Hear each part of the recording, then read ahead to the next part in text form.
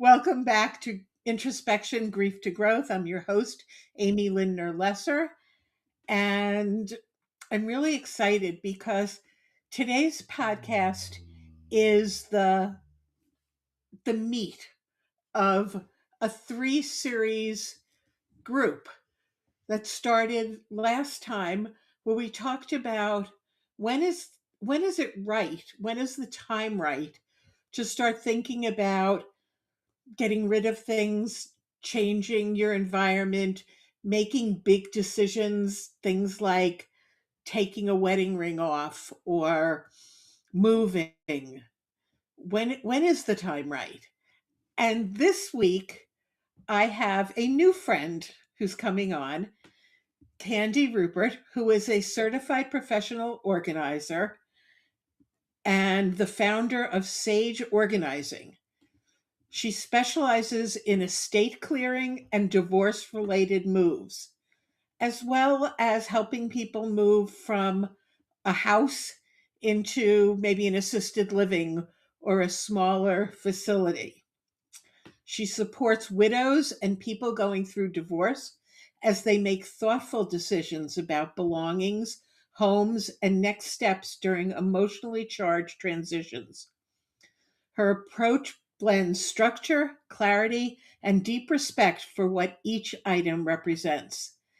And I can tell you, it's not an easy decision. So join me in welcoming Candi to Introspection. Welcome to Introspection, the podcast about moving from grief to growth. I'm Amy Lindner-Lesser, your host. Introspection started out as a podcast about hospitality, innkeeping, and innkeepers. After about a year, I realized that my life and interests have morphed from hospitality to helping others navigate from grief and loss to growth and living. In this new version of Introspection, I will be talking about my personal experiences with loss, and there are quite a few, what I've learned along the way through my professional training, as well as from my coaching experiences. I'll also be bringing in guests to share interesting ideas. So grab a beverage, find a comfy place, take a deep breath, and listen in. Candi, thank you so much for joining me today. Thank you, Amy. I'm glad to be here. I'm so glad we connected. Me too. And we can thank Rich, the producer, for that introduction. Exactly. So, for those of you who can see my office, I don't know which way I'm going to, you'll know that I'm in the process of downsizing and getting rid of things, and those are there are boxes behind me of things that I'm both giving away and maybe moving with me. So it's something that I'm very interested in. So how did you get involved with this? What made you choose professional organizing? Well, that's a great question. Thank you. Without going through my entire origin story of how I ended up being a professional organizer, early in my career, I got a call from a friend who had, I live here in Charlotte, North Carolina, and she had moved up to New Jersey, and her father had passed here in Charlotte, North Carolina. They had closed the house down when he passed, but now it was 4 months later. The house had been sitting there empty, and she had a week to get it emptied out. And we had to hand it off to the realtor within a week. So she called me the week ahead of time and said, "Can you help?" I said, "Absolutely." So I went over there and I was meeting with the real estate agent and the painters and all of that. But also, she needed to use her dad's car. So I had to relearn how to drive a stick shift so I could have her car working for her when she came back. Thank God for YouTube videos. So she flew in on a Sunday night. We got to work on Monday morning, and I worked side by side with her those 4 days. We were done in 4 days rather than the 5 days. And, I went home every day and I was dirty because it's a dirty job. I was tired because it's physically a difficult job, and I was a lot younger then. I was flea bit because the house, her dad had drank himself to death, and the house was in an awful state of disrepair. and I didn't know it was biting me. So I had fleas the first couple days. Oh, I know. But the other thing was I was happy because I was able to put out a little bit of good into the world that I helped her get through that very difficult time in her life. It was such a rushed timeline, and it's so emotional too. To empty out a deceased parent's home is incredibly emotional. Um, but I knew right then that is what I wanted to do. It was something that put a little bit of good into the world. I'm good at it. And I enjoy doing it. So, like, that was it. That was the spark. And here I am 10 years later, still doing it. Gotten a little bit better, and I don't get fleas anymore. I know what to look that's a for good thing. Although I guess it's hard to guarantee that that's not going to happen now. for Well, people who have pets. sometimes we have to do work stoppages and bug bomb a place and come back a couple days later. I mean, I've been through having to clear out my house Mhm. after my husband died. Sure. And then I cleared. My mother and stepfather moved from a single home to a independent living in a senior residence. Mhm. Then we moved them from Florida up to Massachusetts Wow. into another facility. And then within a week, they both ended up in the hospital and then into rehab. And my stepsisters and I said, that's it. You can't live alone. So then we moved them into assisted living. It was a lot of moves in a short Oh, period of time. Um, and it was not easy. no, it's mentally taxing, it's physically taxing. There's all that travel back and forth, so it's not cheap. I mean, there's really it's more than just the stuff. It's the emotional load that you're carrying and the money. Like it's you got to take the time off of work. It's not easy. And it's very hard when you're doing it for somebody else, I think.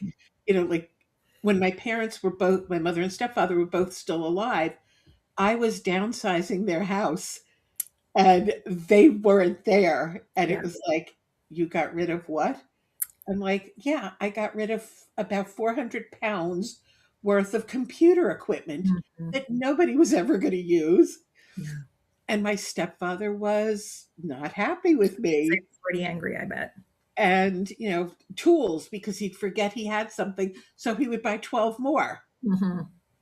How do you make decisions like that? It's really different for every family, right? Some families, are like, just let it go.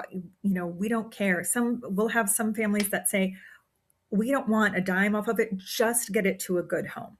And that's a big thing that people feel is that they don't want their things to go into a landfill. They don't want their things to just go to, brand name charities. They want to know that their things are going somewhere where it's going to make a difference to someone. So a phrase I really like to use is, let's choose things you want to treasure rather than thinking about the things you want to give up, right? So really think about those things that you're going to hold close to your heart because you've got a house full of stuff. But if, the house were on fire, do you need to carry everything out with you, or you really want that photo album or whatever it is? So it's different. Other people are very, very sentimentally attached to everything in their house, which we know goes back to the Great Depression, right?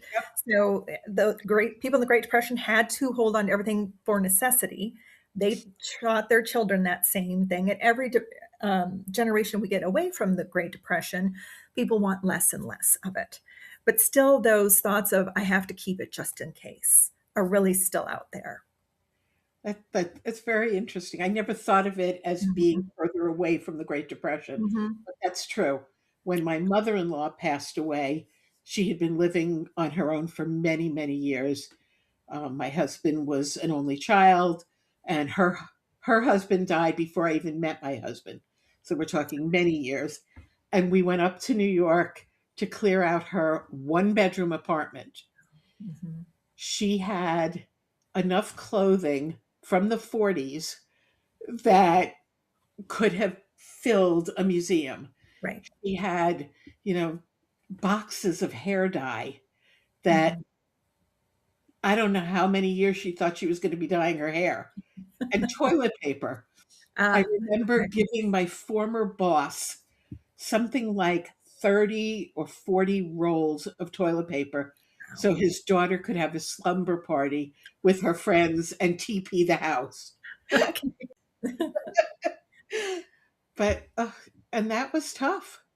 Yeah. It was just she had boxes of food Mhm. because of being around in the Of depression, and course. she would see something on sale and buy 12 of them, and then she would date them, Oh, which okay. So she which had a system.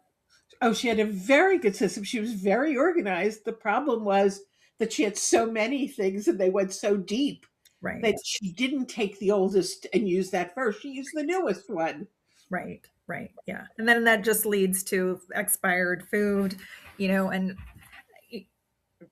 chances are you're not going to go through 12 of anything at any rate unless you have like a large family, and I'm always thinking about like the food pantries in town that could use all of those things that are just in case.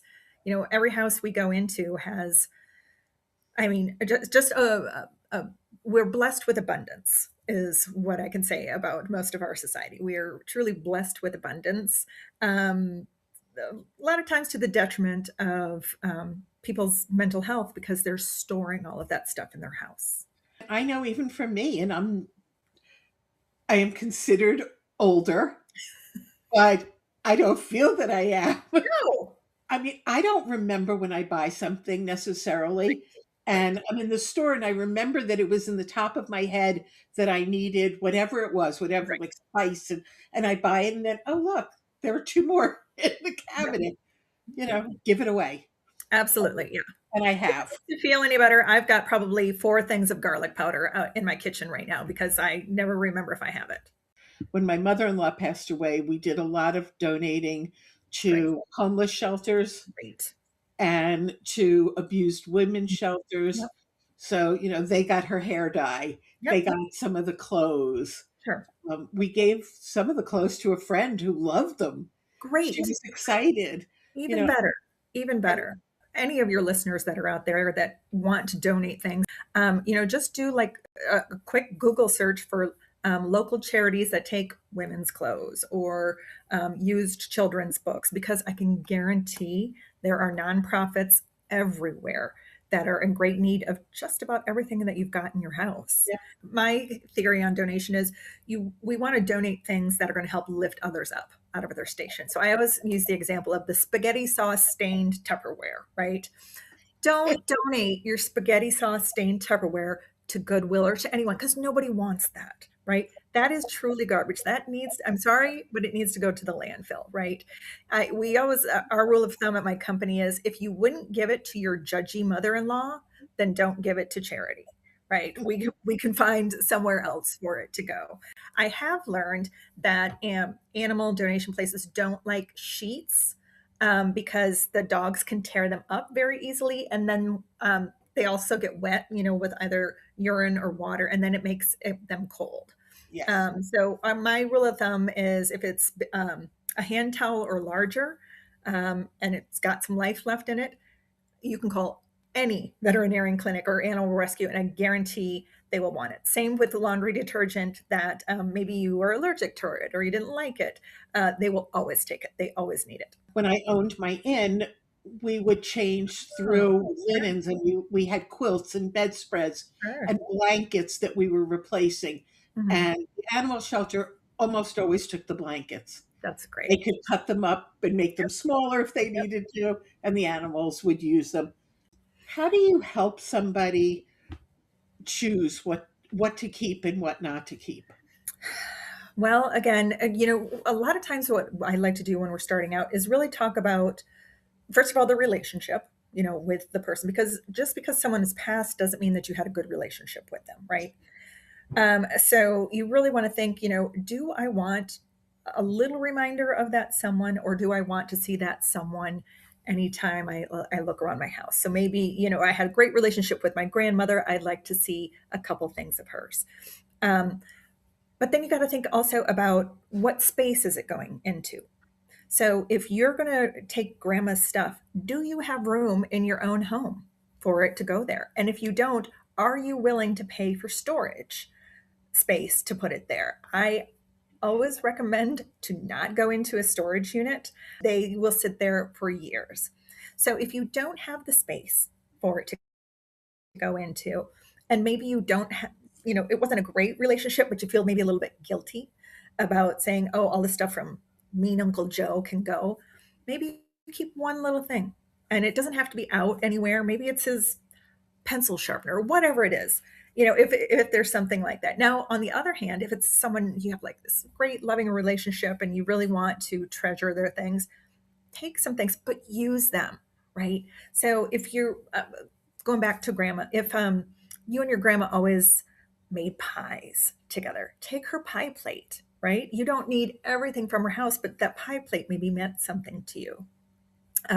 So, just really kind of getting to what your relationship was, how much space, physical space you have, and how much mental space is the other thing too. Can you mentally carry this burden of getting a U-Haul full of truck full of stuff from your house in North Carolina to Wisconsin in the dead of winter? So you really would just, there's so many different ways to think about it. It's just trying to make those decisions on what you're going to treasure instead of what you're getting rid of. People have been so creative. You've seen, people that make the teddy bears out of shirts. Like there's so many creative people out there that are finding new ways to help you preserve your memories without having all the stuff. It's just, I really love the creativity and the heart that goes into it. But I even love the t-shirt quilts Yes. where instead of keeping, ratty old t-shirt, Right. you have the t-shirt as the memory and it's usable. It's a great memory if you always sat and watched Wide Wide World of Sports on Sunday night with your grandfather. Maybe that's what you do is you use his shirts in an old quilt like that. I just showed my age, by the way, that I said Wide Wide World of Sports. I remember it. And we talked about this the other day that I have a set of dishes from my great aunt, might even be my great great great aunt. Um, and they're beautiful French Limoges china. Okay. Well, I wasn't using them when I owned the inn because they were too delicate and beautiful. Mhm. They have gold trim, which means you shouldn't put them in the dishwasher because the gold will come off. After my husband died, which was, gosh, it's going to be 27 years, I didn't really entertain personally. Sure. So they've been sitting, taking up space in a china cabinet. Mhm. And every once in a while I walk past and I look at them and I said, this is crazy. So I was like, can I get rid of them? I'm not quite ready to do that. And my children, who are one in their 30s and one in her 40s, don't want any of my stuff. Right. So I did think about selling them. And then I realized that people are not buying dishes. And to sell them for, $1 or 50 cents a plate, I just couldn't do it. So I've decided that I'm taking them and I will use them as everyday dishes rather than, giving them away basically. And then if they get broken or the gold comes off, I Yeah. don't really care. I've been enjoying them. That when you told me that, I was so proud of you. I was because I mean, you're literally like you're going to put those into your daily use and like okay, the gold flake is going to come off. That's fine. But you're going to use them and every time you use them you're going to be like, "You know what? Why did I let these sit in my china cabinet?" You get an A+ in my book for doing that. Well done.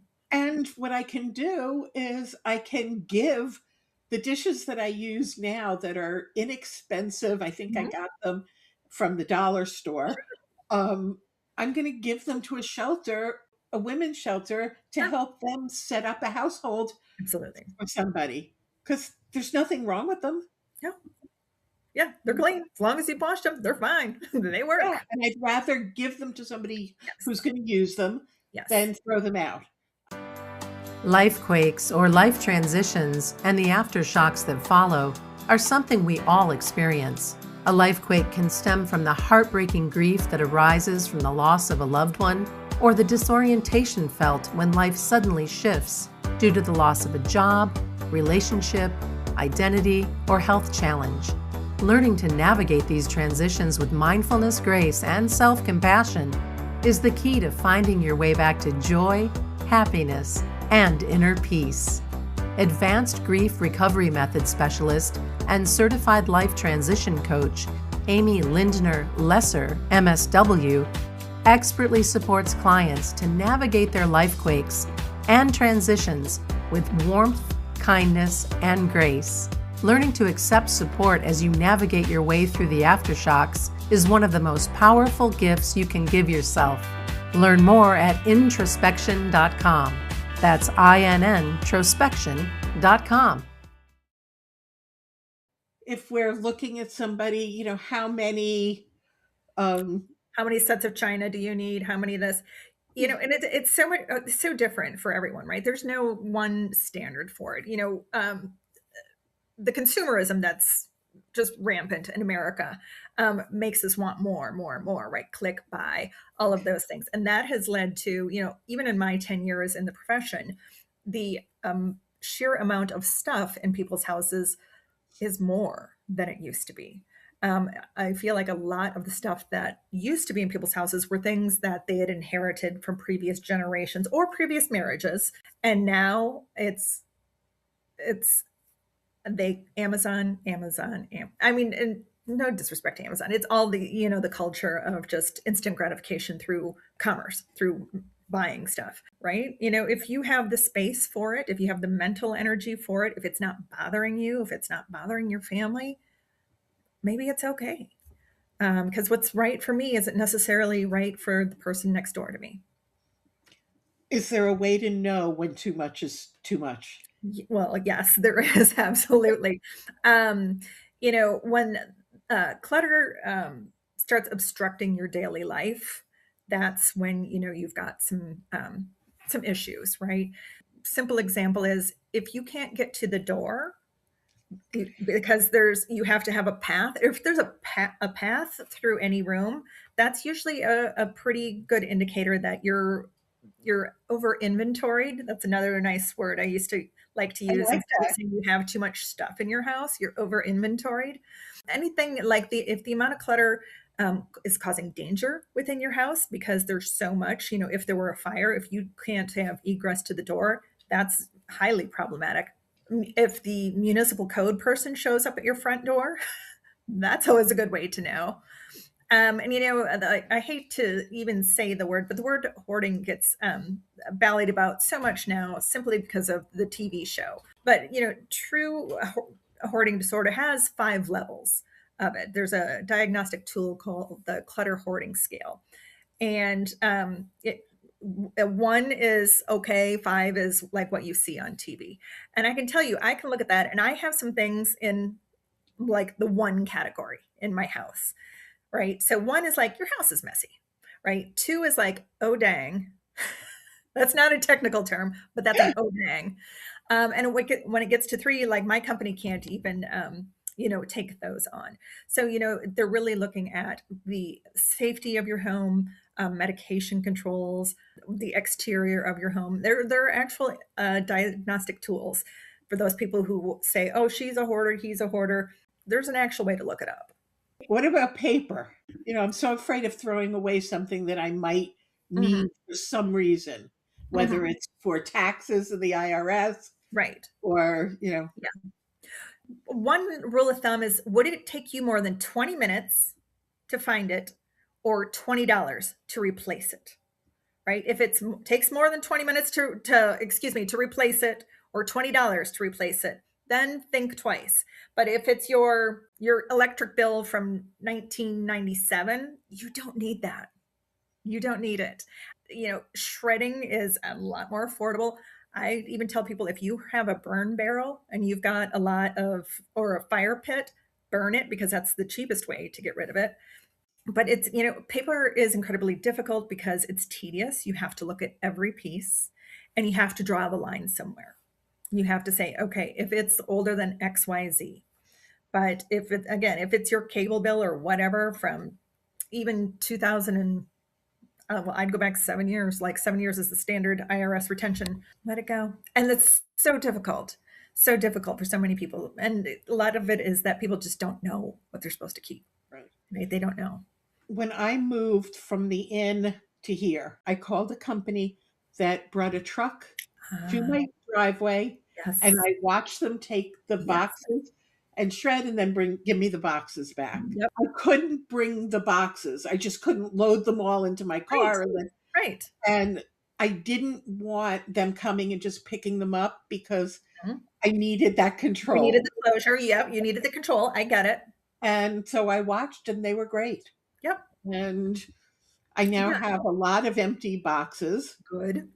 that I have to look at and make sure that, they're usable, that they're clean because they've been in the garage for 5 years. Okay. Well, they might have started breaking down by then because, Well, they're plastic. They were all oh, plastic you're fine. Oh, you're fine. plastic file totes. I just Oh, have those to make sure that the mice didn't chew through them are or, fine. you know, or Yep. do anything else in them. I don't want mouse nests. No, no. Trust me, in my line of work, like that's a Tuesday for us. So, Yeah. Do you work with people virtually? you know what? I do a little bit of coaching, but it's primarily for people that are new to the organizing business. So, like, I kind of mentor other organizers that are new to the field because I've been in the field for 10 years. I'm national speaker of all the good things. I've never really had anyone that wants to work with me virtually, but I certainly would. Helping people make peace with the stuff in their life is truly something I care about, because I would say it's just this stuff, right? Like, I don't want you ruining your weekend or arguing with your family or whatever it is about stuff. Just call us. We'll take care of it on a Tuesday. And on the weekend, you can go walk your dog or go to a concert or whatever it is. It's just stuff. I understand and respect that to you, your stuff has emotion. But to us, we just want to help people feel at home in their home rather than like they're living in a museum. What's the first step for somebody who finally feels that they're ready They're to ready. make these decisions? Yeah, yeah, that's such a great question.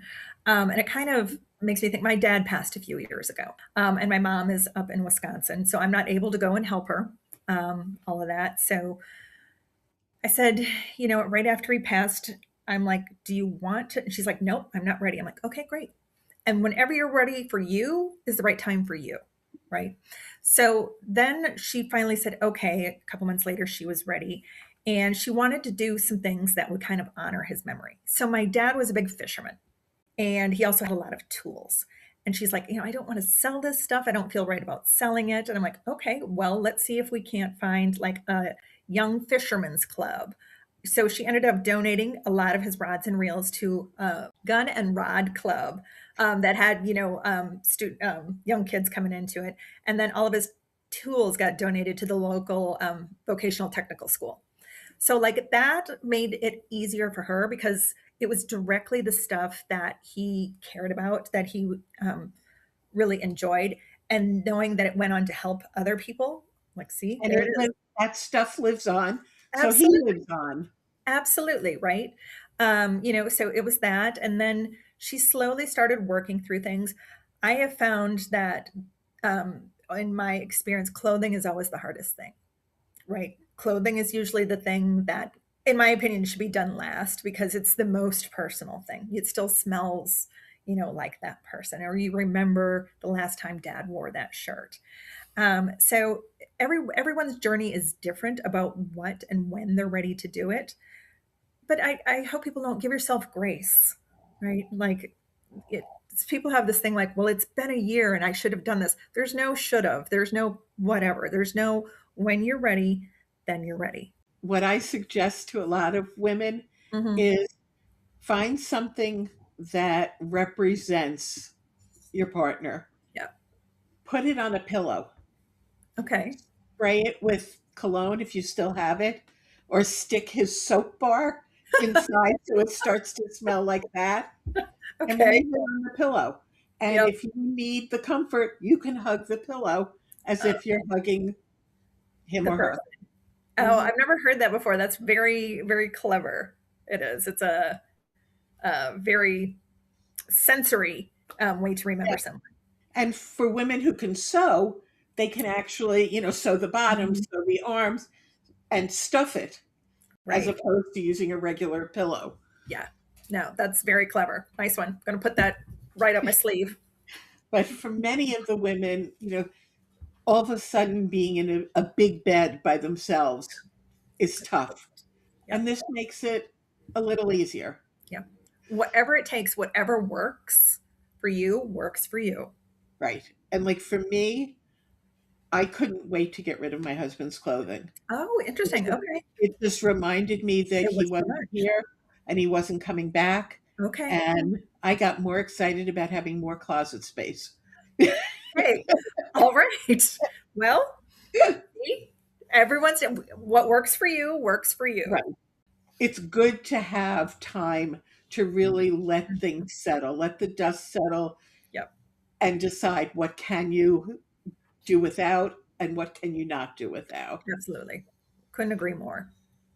And we talked the other day about taking photographs Yes. and, you know, and especially nowadays when we don't have to print our photos, they sit on our phones or in our computers. Absolutely. They really don't take up much space. Yep. They can sit in the cloud and you have those memories. Right. Or you can, I mean, you've got them in your phone. You send them straight to whomever, have a little album made, and then sit it on your couch. And when you're Right. sitting, there's a number of things you can do now, but the piece of, let's, the coffee mug or whatever, that isn't your dad or your grandfather. It's just a coffee mug. But he drank out of it every day.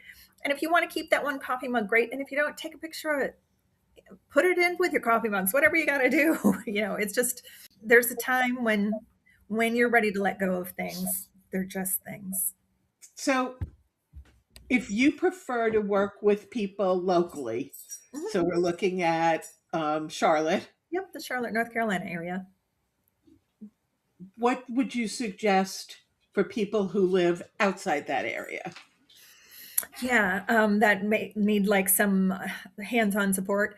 Um, Yes. my national organization, NAPO, NAPO, is has a large directory of professional organizers out there. So it's the only regulating body in the industry, and to be in there, we have to pass, like, we have ethical boundaries that we have to abide by. We have to have our businesses licensed and insured, all of that. I really feel that it's important when you're letting someone into your house who's going to literally see your dirty laundry, that you have somebody who's trustable in your home. So that's always a great way to look for it. And of course, just a simple Google search, like maybe downsizing near me, or help with cleaning out a husband's, things, especially with the advent of AI. I feel like it's much easier now to just talk to your computer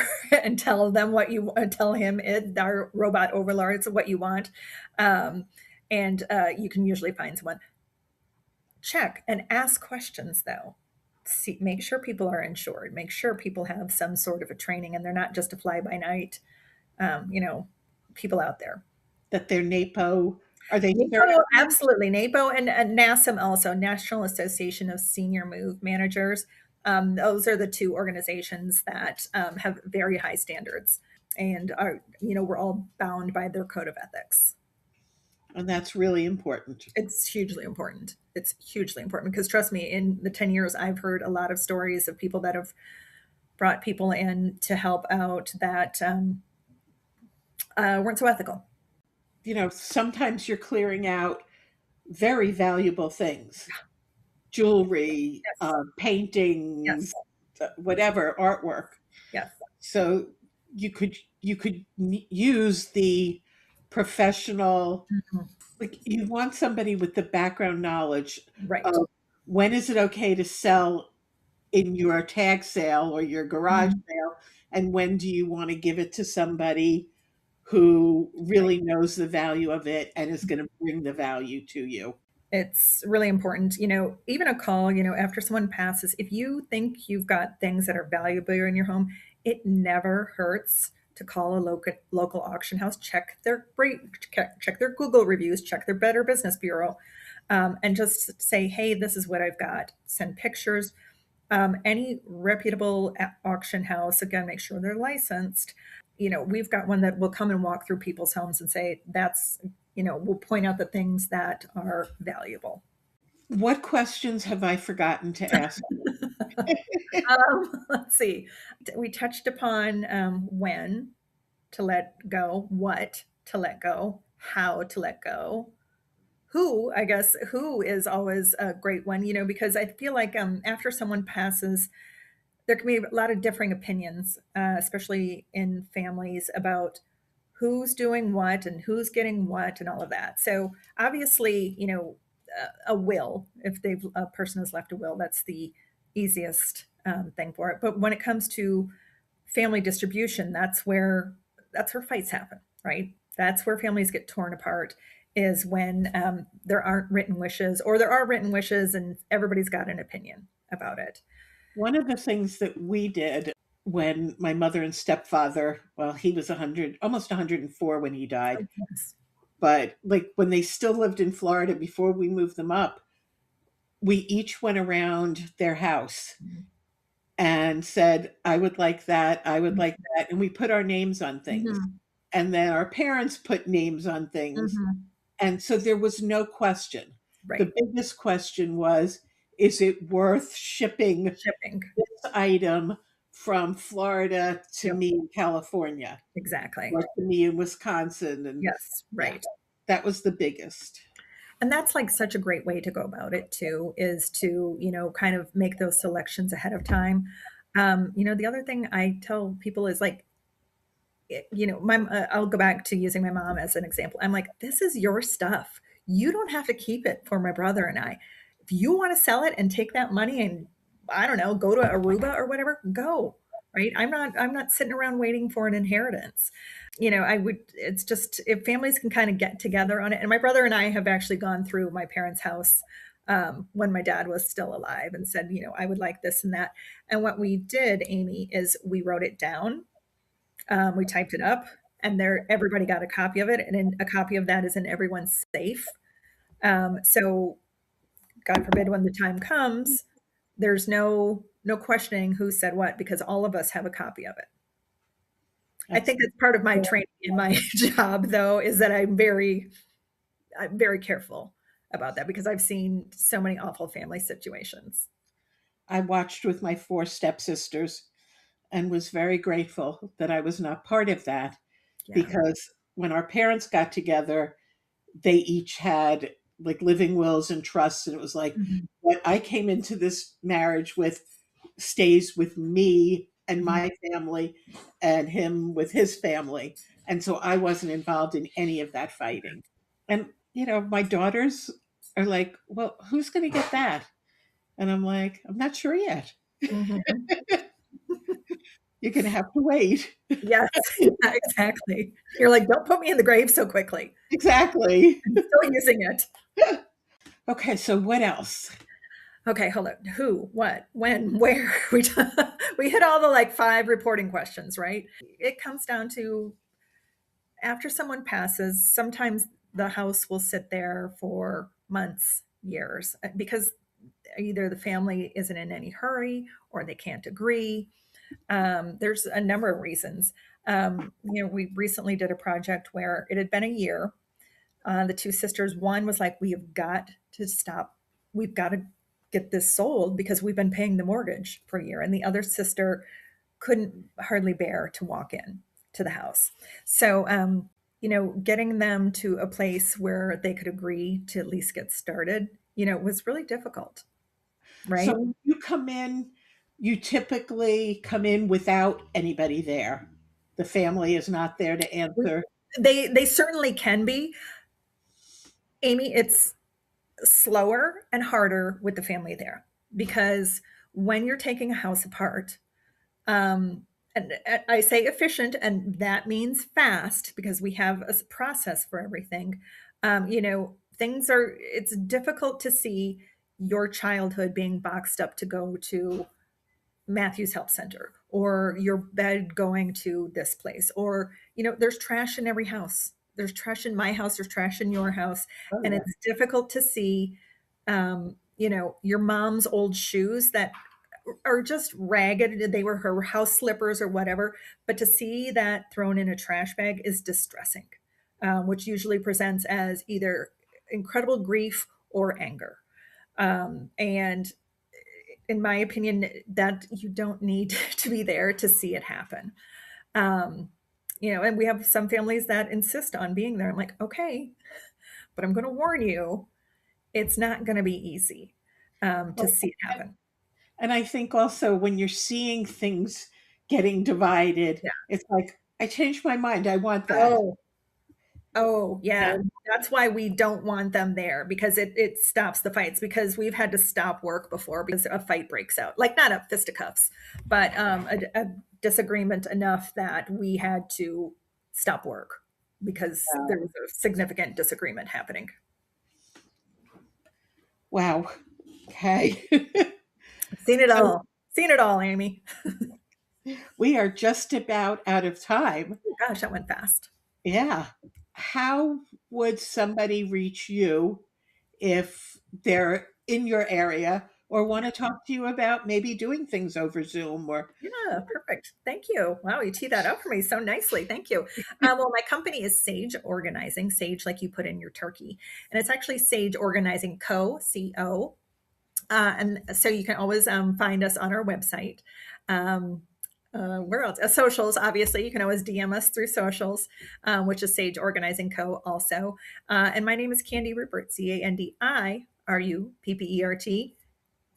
The internet can find me. The internet can find anyone. thank you so much. Yes, it was great. I think this is a great start for everybody. I think so too. And you don't need to wait until there's a death or a loss of any kind. It's probably good for each of us to do spring cleaning, and we're coming up to spring cleaning. Exactly. So, I remember thinking with my mother, please don't leave all this stuff for me to have to deal with. Yeah. And she did. While she was alive, she left it to me to deal with. And then after she died. So think about your future and who you're leaving things to, or, Right. Not purposely even. Because Right. we never know if, God forbid, we walk outside and get hit by a semi. Yep. So it's nice, as one of my former bosses used to say, you leave your office at the end of the day as if you're not coming back tomorrow. So whoever has to come in can come in and sit down at your desk and work. That's how my mom taught us to go on trips. You have to clean your house before you go on a trip, because if you die and people come into your house, she wouldn't want them to think you were a poor housekeeper. Right. And we always had to clean before the housekeeper came. Oh, yeah, us too. Yeah. I do it now. I pick up. I do too. It's like, we can't leave this for her. Yes. Candi, thank you so much. Thank you so much, Amy. I appreciate it. I appreciate you having me on. It was my pleasure. Wonderful. All right. Thank you. Thank you. And to all of our viewers and listeners, thank you for being with us, and tune in the next time. If you liked what you heard on this podcast and want to hear more, please follow us and tell your friends. You can also find me on Facebook at Amy Lindner-Lesser, Grief to Growth Life Coaching, and on LinkedIn at Amy Lindner.